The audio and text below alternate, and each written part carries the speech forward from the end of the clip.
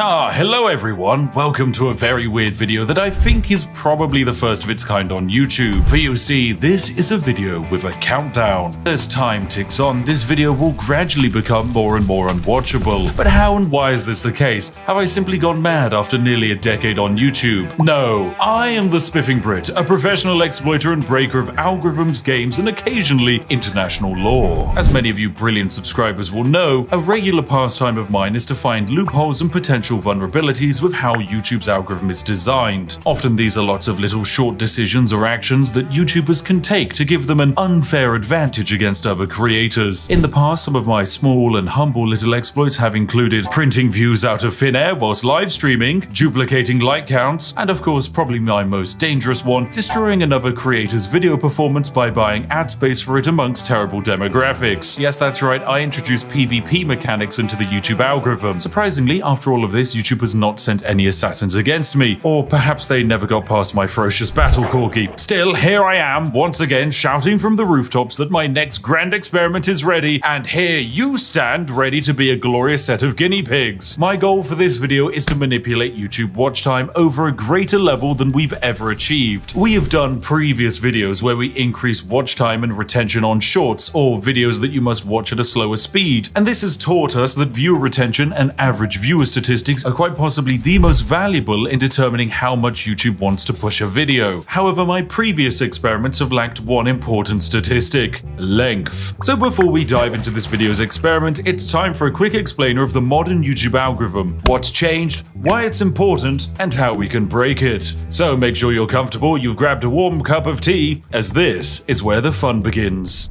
YouTube's entire role is to recommend the right videos to the right person. If you like watching videos about medieval cooking techniques, then YouTube will serve them up to you. You'll see them on your home feed, you'll see them underneath videos you watch, they'll automatically play in the up next section. There will simply be no escape from these medieval cooking videos once you've started going down that rabbit hole. However, YouTube will actually serve up these videos based on a few criteria. So YouTube monitors you. They want to know what language you speak, what channels you're currently watching, and what videos you interact with and for how long you're watching them. It then runs a bunch of numbers and finds a selection of videos that might be a good fit for you. But before that step, YouTube does its most important check. It must weed out videos that it deems to be misleading or not as interesting. Remember, YouTube's entire goal is to get you watching videos for longer, because the longer you spend on the platform, the more money you make them thanks to adverts. So it screens for misleading or unsatisfying videos by serving up videos with a higher percentage of viewership more than ones with a lower percentage of viewership. Needless to say, in 2024, basically no one is using the sub feed anymore, so video recommendations are the most important thing, meaning average watch time is also the most important thing. This algorithmic decision of meritocratic performance is actually great on paper, as it generally means that better structured videos that get to the point of their purpose quickly will outperform more waffly ones spoken by British people that go on tangents. Wait a second! But there is a little bit more to this decision. What happens when a video covers the same topic but is a different length? So let's imagine video A is a 10-minute long video that has a 50% viewer duration. Video B is a 20-minute long video and it also has a 50% viewer duration. They are both watched on average for the same amount of time, meaning logically they are both the same amount of satisfaction in the eyes of YouTube. Wrong! YouTube will massively favor video B. It's got higher watch time, baby! So that video will not only get more views, but it will also make more money for the creator. This creates a weird calculation where in some examples, longer equals better. There are some very extreme examples of terrible creators exploiting video length for profit, like for example this one here. Wait, hang on a second, that's my Victoria Free live stream. This video here is the second most viewed Victoria Free video in the entire world. There are thousands of Victoria Free videos, and yet this nearly 4-hour-long live stream VOD is the second best of them. Why is this the case? Is it because it's a well-crafted, well-edited, perfectly executed idea? No, it is a good video, but it's just statistically broken. Because it's such a long video, the average watch time is over 1 hour and a half. This means that this stream has 3 times the average watch time as the next best video has total length. That's also my video, by the way. It's handcrafted, took us a lot of time to make, and very well executed. But statistically, it's terrible. The results are that this stream outperformed massively, and thanks to my dastardly strategy, it suppressed other videos in the recommendation feed, allowing me to make over £64,000 off of a 4-hour 2-hour stream. Thanks YouTube, that was perfectly balanced. Oh wait, you're probably not used to creators talking about how much they actually make. Don't be alarmed, friends. I have to pay a lot of that revenue in tax, probably. Maybe some of it has to go to the interns to buy them food, and then the remaining 95% gets spent on my crippling addiction to Yorkshire tea. So more watch time is more good, and greater average watch time is more good. This means that the calculation to make the optimal video is rather simple. Make a video as long as possible while still keeping viewers interested. This basically means that all you need to do is craft a perfect SEO monstrosity with zoomer cuts, pan zoom, smiling celebrities, and just pander to the algorithmic equivalent of the everyman. Yeah, I'm talking about you, Dave. This is the strategy that has to be used by the people at the very top of YouTube. I can't blame them for it, because you reach a point where each ounce of personality you show, the market cap of your audience goes down by millions. Instead, you must become like white toast with butter. Plain, but very inoffensive. Perfect for when you're waking up and starting your day. So yeah, I can't exactly do that. I'm British for a start, which means that the French people probably stopped watching 5 minutes ago. On top of that, I like janky bad edits, and my sarcastic style of humor isn't exactly for everyone. If only there was an exploit that could make a longer form video retain a larger percentage of viewership and watch time. Oh dear,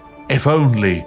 Oh my god, is that a poorly designed feature YouTube made that nobody uses on the horizon? Yes, it is! Say hello to the YouTube Video Editing Suite. From this screen, I can make edits and alterations to an existing video on YouTube. I can trim and cut sections out of it, blur details, insert audio tracks, apply end screens, and even spam info cards to remind you to buy merch every 5 seconds. Seriously, creators who use this, please stop. What are you doing? Go and brew a cup of tea. Now, these tools are hardly used. Mostly they exist to help YouTubers cover up mistakes like speeding in a school zone whilst driving a luxury car. Or if you're really special, YouTube will even let you insert footage back into videos. But outside of a few moments when Linus Tech Tips needed to add corrections into something, it's actually hard to find much evidence of creators using this. The main thing that I think actually sees the light of day is the cut tool. This actually serves a purpose outside of fixing errors. You see, most YouTube sponsor contracts stipulate that the ad read must be on a video for 2 to 3 years. This means that 2 to 3 years after upload, some creators will actually go through their back catalog of content and cut out the sections where they tell you that Raid Shadow Legends is the greatest video game ever conceived. Yeah, right, baby, it actually sucks. Yeah, I know, I just burnt a lot of bridges there. Your game sucks, mate. I'm never taking your money. Stop emailing me. Outside of covering up the past, there is a reason why it makes algorithmic sense to remove your older sponsor reads. Most people, when presented with a read, simply press the skip button and bypass the 30 to 90 second section of that video.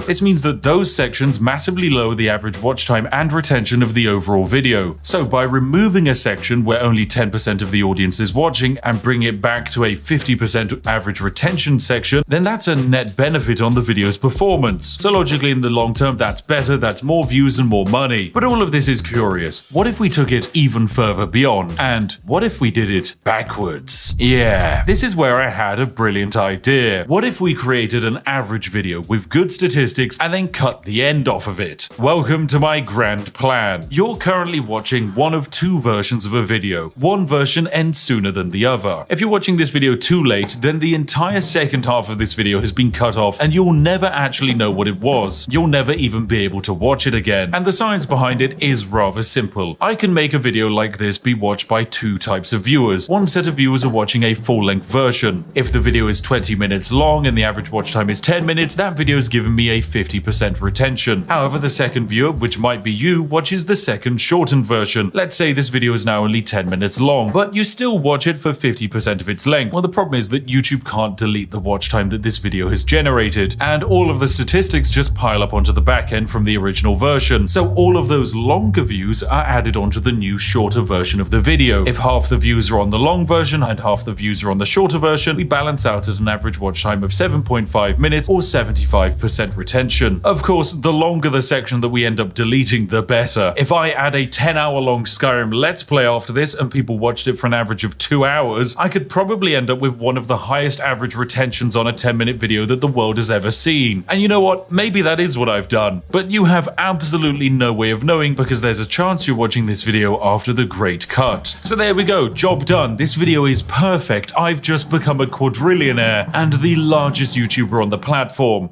unfortunately it's not quite that simple. There are a few limitations to this strategy that might unfortunately stop us from breaking YouTube entirely, namely market cap, interaction, and engagement. The first problem is hard to fix, as there is a finite amount of people on the planet who would be happy watching a video on YouTube exploits. YouTube knows this, so recommends videos accordingly. Generally, the best videos on YouTube are ones that are relevant to broad viral demographics. This is why you see someone like the Legal Eagle cover popular events rather than obscure but interesting legal cases from Madagascar. Now, there are a few ways I can manipulate and trick YouTube to improve this video's relevancy and raise the market cap. Namely, I can have you go into the comment section and say some relevant topical things and talk about how they definitely featured in this video. Here's a list of some popular current SEO terms active right now that you can claim I have somehow satisfied your interest of. Yes, I remember talking about that. Oh, and that one.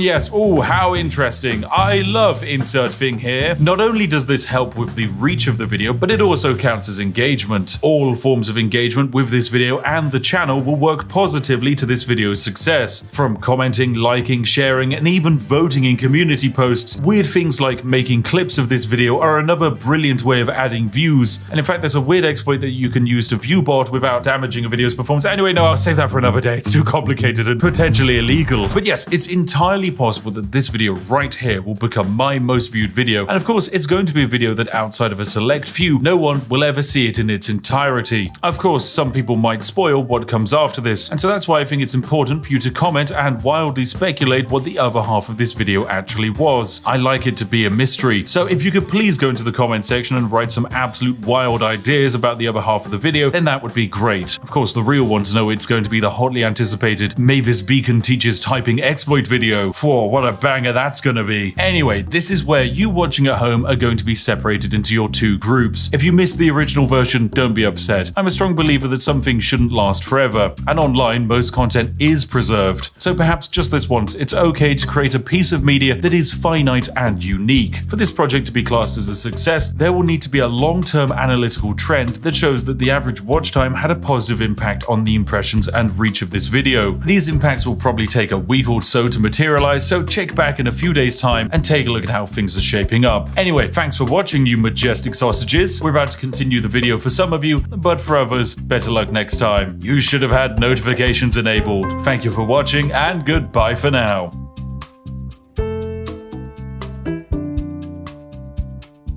Right, welcome ladies and gentlemen to the other half of the video. This is something that not everyone's going to see, and who could have guessed it? It is a British food, snacks and drinks tier list, because I know that for too long people have been wondering what my incredibly important opinions are, and today we will answer them, for this is quite possibly the most important thing you can ask a British person, and one of the most critical determining factors when it comes to knowing whether to trust a human being or to distance yourself from them. So yes, let's start with this lovely tier list. It's going to of course begin with Aero chocolate bars. Now these are quite fun. They're kind of like chocolate bars with air pockets in them, and you know what, I'm gonna say they're pretty good. They're nice, they're very tasty, but they can be a bit sickly. As far as chocolates go, it is definitely pretty good category. Then we have After Eight mints. These are basically mint chocolates. They're very strong and minty, and many people like them. However, I don't think they're that great because I don't like mint chocolate. I think that's a terrible idea. If I want mint, I'll just eat toothpaste, mate. Then we've got Heinz beans. I'm actually gonna combine Heinz beans and cheese with beans on toast in the not great category. This is probably the most controversial opinion of the night, and I'm sure many of you are currently hammering into the keyboard that I should yeet myself off of Big Ben. However, I just think beans are bad. They're just a bad vessel for food, and adding them to bread and cheese doesn't exactly improve the situation. So yeah, not great. Then we've got black pudding, otherwise known as blood pudding. It gets its name because it is basically blood mixed with herbs and barley. Definitely quite a disgusting food when you think about it. However, I think it's bloody lovely. I guess I'm just too British for some people. And yes, we in the UK never stopped quite eating like we were in the Blitz or we were role-playing feudal peasants. Then we've got Bounty chocolate bars. These are a disgrace to Britain. It's just disgusting. Just the worst chocolate bar. I hate it. Then we've got Bourbon biscuits. Oh, these are fantastic. These are bloody lovely. A chocolate biscuit with a layer of chocolate cream on the inside. Oh, dipping that into a cup of tea is a blessing. And then we've got dairy milk buttons in yogurt form. These are pretty good. I think these are all right. They're kind of tasty, but it's just very sickly. Then we've got crackers and cheese. This is a blessing to Britain. Whoever created crackers fingers and then had the idea of putting cheese on them. Phenomenal. Then we've got KP cheese balls. These are a disgrace to Britain. They're disgusting. Along with Cheez-Its. I think they're just abysmal. Cheese flavored crisps are revolting. They just kind of taste of chemicals. If I wanted to eat cheese, I'd eat cheese. I wouldn't eat synthetic cheese. I'm not an American layering plastic on top of a burger. Oh, then we've got a prime lovely little dessert cake in the top of a glacier cherry. Oh, I love these. Are good fun. They're pretty good. I know it's kind of controversial. I think in the modern day and age, people have fallen off of the love of the Bakewell, but I think they're still pretty solid. Next up, we've got Chew-Its. These are kind of like a sweet. They're pretty good. I think they're all right. Nothing sensationally great. Oh, and finally, we've got chip butty. Yes, this is good. I can let the northern fly out, mate. This is a chip butty. If you've never had chip butty, it is potato chips or the fries for the American persuaded people, usually with some kind of sauce, probably ketchup. It's laid inside of bread or cob or bap, depending on who you speak to and which part of the UK they're from. This is bloody lovely. It is absolutely bloody lovely. Oh, and then we've got Terry's Chocolate Orange. This is a blessing to Britain. A certified Christmas banger. If you are celebrating Christmas and you don't get a Terry's Chocolate Orange, something has gone wrong in your life. On the inverse of the holiday chocolate scale, we have cream eggs. I think these are not great. This is because they are rammed with fondant icing on the inside. They are sickly. Eating them makes you feel like your arteries are clogging up and you're going to drop dead of stage 75 diabetes at a moment's notice. But it's okay because Britain is saved as we have crumpets. Yeah, crumpets are great. They're pretty good. It's basically a form of bread, usually with butter, toasted. It's just really quite nice. Oh, and then we have what is probably my favorite chocolate bar of all. It's the Crunchy, ladies and gentlemen. This is a blessing to Britain. It is honeycomb or cinder toffee wrapped inside of chocolate, handed to you in a bar. It is wonderful. One of Cadbury's greatest creations, and then after the Americans bought it, it's gone downhill. I want my original Crunchy bar back, but I know it's never gonna happen, so I'll still remember you, Crunchy bar. You were amazing. Speaking of Americans ruining things, it's the Cadbury's Dairy Milk Bar, which is now in the not great category. This used to be a phenomenal piece of chocolate, and then Kraft ruined everything. I hate mega corporations. But hey, if there's one mega corporation I love, it's McVitie's, because they made the digestive biscuit, which is bloody lovely. It's a very solid biscuit, perfect for dunking in tea. Very nice. Then we have what I believe is a kebab. Kebab meat, it's alright. It's pretty neutral as far as meals go. A fantastic meal, however, is fish and chips, which is just a massive fish dipped in batter, made very crispy and served with large quantities of potato. Yes, this is genuinely one of the nicest things in the universe. I know other countries have attempted to do fish and chips, but every time I've tried them, they're just disappointing. If you want a proper fish and chips, come to the UK and give it a try.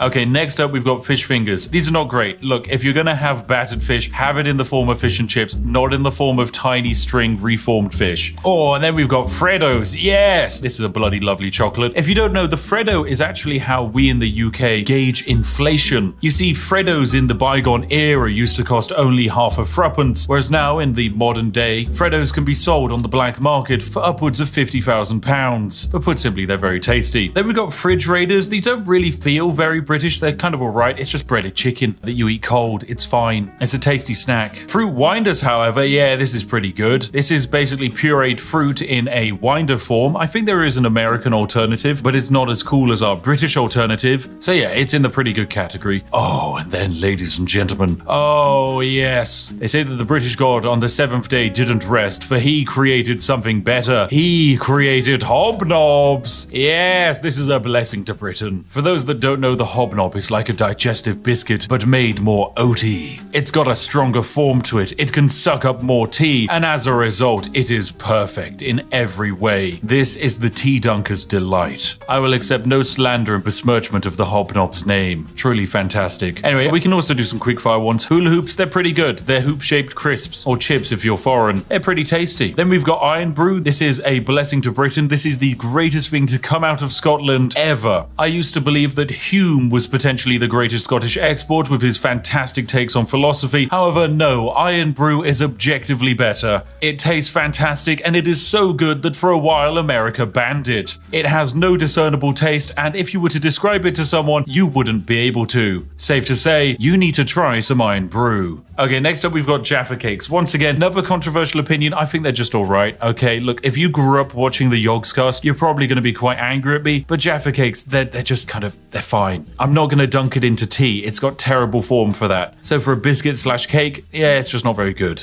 Oh, then we've got Hartley Strawberry Jam. This is pretty good. It's a solid form of jam. Nice to put on your toast. Nice to put on your crumpets. Nice to put inside of your chip butties. I'm not going to judge. But for an even better formation of jam, you have Jammy Dodgers. This is a biscuit with jam on the inside, and it's bloody lovely. Oh, there's also Jelly Babies. Yes, these are very good. They're just jellied sweets, but in the shape of babies, which makes them better than Chewits, because it cures the insatiable British desire to crush children. And ever since we closed down all of the smog factories in London, this is the only way you can get that kick. Next up, we have the Kinder Surprise Egg. I don't really think this is a British snack, because it's very German, but yeah, it's alright. It's basically just a chocolate egg with a small toy inside of it. Once again, Americans banned this because they believed it was a choking hazard and would kill children. I instead believe that the Kinder Surprise Egg is Darwinism in real time. Next up, we have KP Original Salted Peanuts. These are pretty good. They're just a decent snack. Magic Stars, these are alright. My wife really likes them. I think they're just a weirdly shaped form of chocolate. And then we have Moams. Once again, I'm like 90% certain this is German, not British, but hey, they're alright as well. Now we have some controversial opinions. Marmite. I don't think this is that good. It's not great. Now, once again, my wife loves Marmite. I think it's pretty bad. A spread that actively makes you want to throw up if you put too much on a piece of toast is probably not a good spread. Eating anything that has been coated in Marmite feels like you're back in the Blitz, and I'd much rather eat 700,000 hobnobs than have to eat anything with Marmite on it. So yeah, it's in the not great tier. Next up, we have Matchmakers. These are going straight into the disgrace to Britain tier. It's just a mint form of chocolate. It sucks. Next up, we have the Tesco Meal Deal. This is going to go into the It's Alright tier. Basically, for those of you that don't know, in the UK, we can go into most major supermarkets and pick up a sandwich, a snack, and a drink, usually for a round price. Recently, I picked up a Tesco Meal Deal, which netted me 3 sandwiches, a pot of watermelon, and a large drink, all for the low cost of £4. So yeah, it's pretty good. And whilst relying on them entirely will probably lead you to an early grave, for the nation's tradespeople, the Tesco Meal Deal is a glorious invention. Okay, next up we've got Millionaire's Shortbread, which is a shortbread topped with a very thick layer of caramel and then topped off with chocolate. This is bloody lovely. It's one of the tastiest things ever created. I love it. If something will kill me, it's gonna be this, and it would be a brilliant way to go out. Okay, then we've got a selection of crisps, place them all at the same time. Mini cheddars are going in the not great category. You know my opinion on cheesy crisps. Monster Munch are going in the pretty good category. Pom Bears are going into the bloody lovely section. Skips are going into pretty good. Wotsits are going into a disgrace section.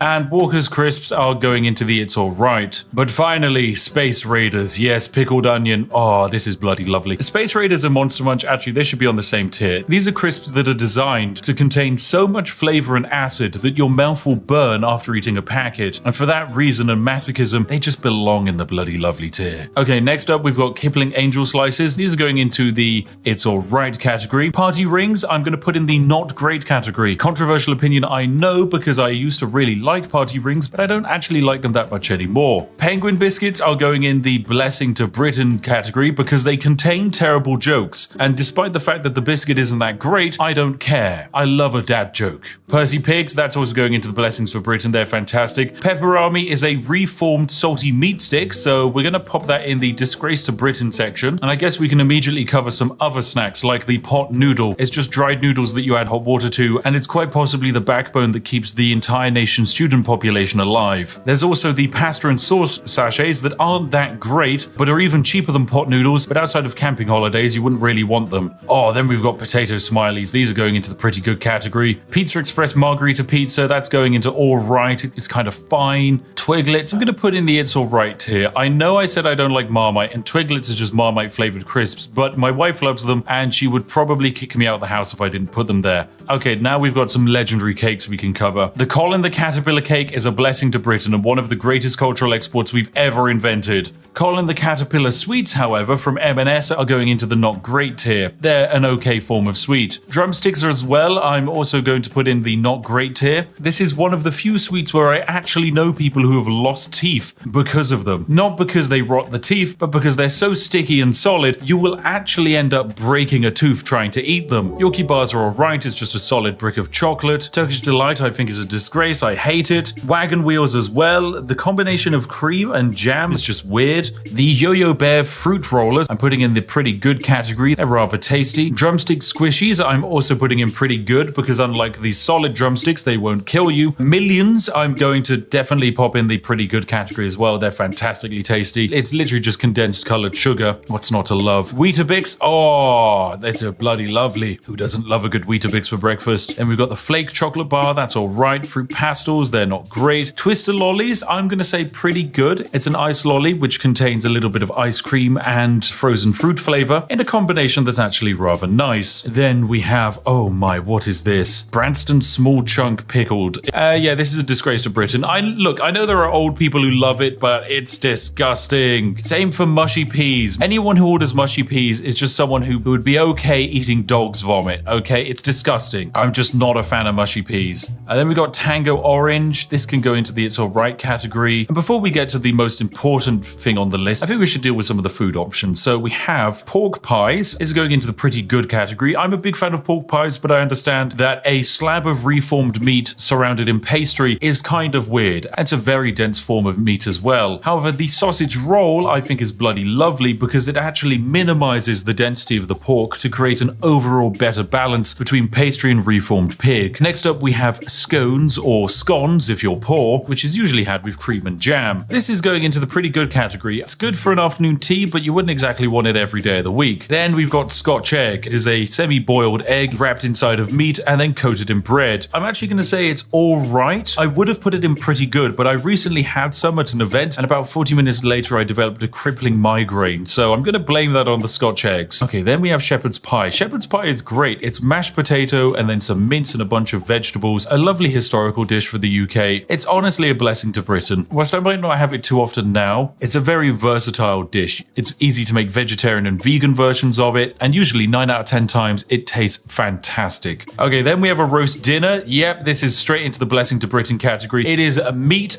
potato, usually Yorkshire pudding and some vegetables. Is it the most flavorful meal on the planet? No. Is it a Michelin star meal? No. But does it warm the soul? Yes, it does. So it's a blessing to Britain. Now for the penultimate item, it's a toad in the hole, which is just the large quantities of sausage cooked in batter, and this is bloody lovely. I love it. It's basically a macro scale sausage roll. What's not to love? And finally, the greatest thing in the universe. The ascended god tier item. The one, the only, the greatest thing that has ever existed on the planet. Tea. Yes. Oh, it's so good. There we have it, ladies and gentlemen. This has been my very important, very critical, objectively perfect and spot-on tier list of British foods and snacks. You can fight me in the comment section, but your opinion is wrong, because I am the spiffing Brit and what I say is law. Tomorrow, bounties and cheese balls will be banned on the streets of Britain, and everyone will be drinking tea as they chow down on some hobnobs. Lovely.